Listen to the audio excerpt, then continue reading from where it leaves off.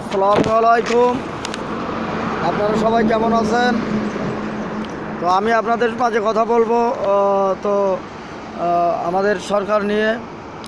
তো বাংলাদেশ সরকার, আওয়ামী লীগ, হ্যাঁ, জাতির পিতা বঙ্গবন্ধু শেখ মুজিবুর রহমানের আদর্শ নিয়ে আমাদের আদর্শ নিয়ে তার কন্যা শেখ হাসিনা মাননীয় প্রধানমন্ত্রী বাংলাদেশ সরকার, মাননীয় প্রধানমন্ত্রী বাংলাদেশ সরকার যা করেছে তা অন্য সরকার করতে পারেনি আজ।